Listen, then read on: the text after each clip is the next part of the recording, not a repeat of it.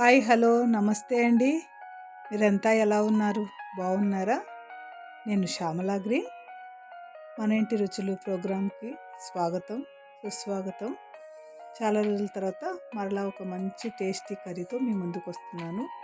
Egg, మునక్కాయ, బంగాళదుంప, క్యాలీఫ్లవర్తో మంచి మసాలా కర్రీ. ఉల్లిపాయలన్నీ శనక్కాయ విత్తనాలు. ఇది ప్లెయిన్ అల్లం పేస్ట్ అండి. చిన్నులపాయ లేకుండా ఉత్త అల్లం వేసి పెట్టుకున్నాను. కొద్దిగా అల్లం పేస్టు, కొద్దిగా కొబ్బరి పౌడరు ఫ్రిడ్జ్లో పెట్టానండి, అందుకు అదే అలాగుంది. శనక్కాయ విత్తనాలు కూడా నేను వేపుకోలేదు, పచ్చివి. ఇప్పుడు ఇంకా వీటికి కావాల్సినవి ఉల్లిపాయలండి, చిన్నవి సాంబార్ ఉల్లిపాయలు. మనం మామూలు ఉల్లిపాయలు కూడా వేసుకోవచ్చు. నేనైతే ఇప్పుడు ఇవి తీసుకున్నాను. ఇదిగోండి, ఈ ఉల్లిపాయలు సాంబార్ ఉల్లిపాయలు ఒక 5-6 వేసుకోవాలి. ఇదిగోండి, అల్లం పేస్ట్ విడిగా వేసాను కదా, చిన్న ఉల్లిపాయలు అండి, ఇన్ని సరిపోతాయి. ఒక 15 వరకు చిన్న ఉల్లిపాయలు రెబ్బలు వేసాను. వేసి ఉల్లిపాయలు కూడా ఇవి ఒక 2 తాలింపుకు పెట్టుకొని, ఇక్కడేమో 2 వేసాను, ఇంకొక 2, ఈ 4 వేసుకుందామండి. కట్ చేసి పీసులు చేసి వేసుకుందాం. ఒక 2 టమాటాలు, ఇవి కూడా కట్ చేసి పీసులు చేసి వేసుకుందాం. ఇప్పుడు ఇందులోకి 2 స్పూన్లు చిల్లీ పౌడర్ అండి, కారం పౌడరు. నేను పచ్చిమిర్చి వేయట్లేదు, ఒకటి ఫుల్గా రాలేదు కాబట్టి నిండుగా 2 స్పూన్లు కారం వేసుకున్నాను. ఇదిగోండి ధనియా పౌడర్ అండి, ఇది ధనియా పౌడరు. ఇంట్లోనే నేను ప్రిపేర్ చేసుకున్న ధనియా పౌడర్, ఇది 1.5 స్పూన్ వేసుకుంటాను.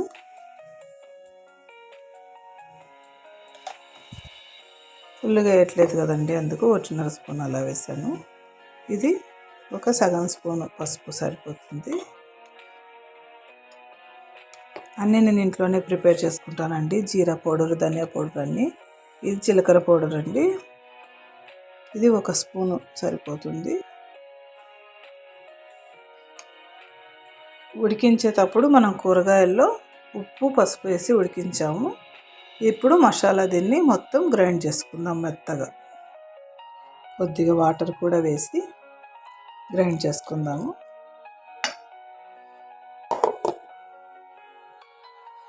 ఇలాగా మెత్తగా గ్రైండ్ చేసుకోవాలి. ఇప్పుడు మసాలా తయారైపోయింది. వెజిటేబుల్స్ అయితే నేను క్యాలీఫ్లవరు, మునక్కాయ, బంగాళదుంపలు 3 తీసుకొని చక్కగా శుభ్రంగా కడిగి ఉప్పు నీళ్ళతో 2 సార్లు కడిగి ఉప్పు పసుపు వేసి ఉడికించి పెట్టుకున్నాను. వీటితో పాటు మనం ఎగ్స్ కూడా వేసుకుంటున్నాం. ఈరోజు 3 ఎగ్స్ నేను వాటర్ వేసి బాయిల్ చేసి పెట్టుకున్నానండి. బాయిల్డ్ ఎగ్ ఇది. బాయిల్డ్ ఎగ్ వేసి గోబీ, ఆలు, మునక్కాయతో కర్రీ చేసుకుందాం, మసాలా కర్రీ. కోడిగుడ్డు మసాలా కర్రీ తయారు చేసుకుందాము. బాండీలో 125 గ్రామ్స్ అంతా ఆయిల్ వేసుకొని చక్కగా ఇది కొద్దిగా వేడైన తర్వాత మనం చిన్నగా కట్ చేసుకున్న ఉల్లిపాయ ముక్కలు ఇందులో వేసుకోవాలి. అవి గోల్డెన్ బ్రౌన్ కలర్ అవ్వాల్సిన అవసరం లేదండి. కొద్దిగా కలుపుకుంటూ వీటిని మనము మెత్తబడేంతవరకు ఉంచుకుంటే సరిపోతుంది. తర్వాత ఈ మసాలా అంతా వేసుకోవాలి. చూడండి, చక్కగా ఉల్లిపాయలు అయితే వేగిపోయినాయి మనకి కావాల్సినంత మెత్తగా. ఇప్పుడు ఈ మసాలా అంతా వేసుకున్నాం కదా, చక్కగా ఈ మసాలా అంతా ఉల్లిపాయలు కలిసేలాగా కలిపేసుకోవాలి.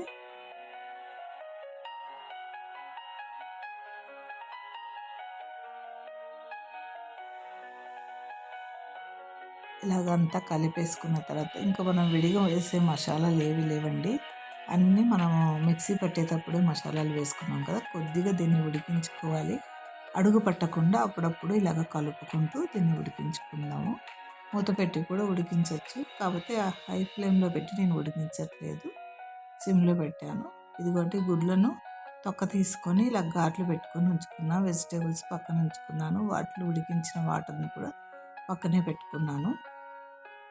ఇంకా కొంచెం కూర ఉడకాలి, మూత పెట్టి మనం ఉడికించుకుందాం. మధ్య మధ్యలో మూత తీస్తూ కొంచెం కలుపుకోవాలండి, లేదంటే అడుగు పట్టేస్తుంది. చక్కగా ఉడుకుతుంది. ఇంకాసేపు ఉడకనిచ్చి మనము ఇంకా ఎగ్స్, వెజిటేబుల్స్ అన్నీ వేసేసుకుందాము. దీంట్లో మసాలా అయితే వేసేసాము, మనం వేయాల్సిన అవసరం లేదు. చూడండి చక్కగా అయితే ఉడికిపోయింది. ఇది ఓన్లీ కొబ్బరి మసాలా అయితే ఆయిల్ పైకి వస్తుందండి. దీంట్లో శనక్కాయ విత్తనాలు కూడా వేసాం కాబట్టి రాదు. ఇంతవరకు అయితే మనకు ఫ్రై అయిన వరకు చాలు. ఇప్పుడు వెజిటేబుల్స్ అన్నీ వేసేసుకొని చక్కగా కూర అంతా కలిసిపోయేలాగా మొత్తం వెజిటేబుల్స్ మసాలా కలిసేలాగా కలుపుకోవాలి. మంచి టేస్ట్ అయితే ఉంటుందండి. ఎప్పుడు ఉత్త కొబ్బరితోనే చేసుకోవడం కాకుండా ఇలా శనక్కాయలతో, నువ్వులతో కూడా చేసుకోవాలి, బాగుంటుంది కర్రీ. ఇదిగోండి వెజిటేబుల్ ఉడికించిన వాటర్ కూడా ఇందులోనే వేసేసుకున్నాను. ఇవి ఎప్పుడు వేస్ట్ చేయబాకండి. మనము ఓన్లీ కాలీఫ్లవర్, ఓన్లీ క్యాబేజీ ఉడికించినప్పుడు అయితే ఖచ్చితంగా వాటర్ పడేయండి. ఎందుకంటే స్మెల్ ఒకటి పురుగులు ఉంటాయి కాబట్టి. అదే ఆలు, మునక్కాయ ఉడికించినప్పుడు వాటర్ ఖచ్చితంగా వేసుకోండి, చాలా టేస్ట్గా ఉంటుంది. వాటిలో కూడా మంచి పోషకాలు ఉంటాయి. మనం నువ్వులు, శనక్కాయ విత్తనాలు ఇలా వేసుకోవడం వల్ల కూడా మంచి పోషకాలు ఉంటాయి. నువ్వుల్లో ఐరన్ ఉంటుంది, చక్కగా మనకు మంచి స్ట్రెంగ్త్ని ఇస్తుంది, బ్లడ్ ఇంప్రూవ్ అవుతుంది. అందుకు అన్ని రకాలు మనం ట్రై చేసుకుంటూ ఉండాలి. ఒకే రకంగా మనం ఎప్పుడు చేసుకోకూడదు. చాలా టేస్ట్గా ఉంటుంది. ఇలాగే కర్రీ చేసుకోండి. చూడండి ఇప్పుడు బాయిల్ చేసి కట్ చేసిన గాడ్లు పెట్టుకున్న గుడ్లు కూడా ఇందులో వేసేసాను. మూత పెట్టి కొంచెం సేపు ఉడికించుకోవాలి, చక్కగా ఉడికిపోతుంది. ఇప్పుడు మరలా ఒకసారి అంతా చక్కగా కలుపుకోవాలి. కొద్దిగా ఆయిల్ అయితే పైకి వస్తుంది. కూర అయితే చక్కగా ఉడికిపోయింది, మంచి స్మెల్ వస్తుందండి.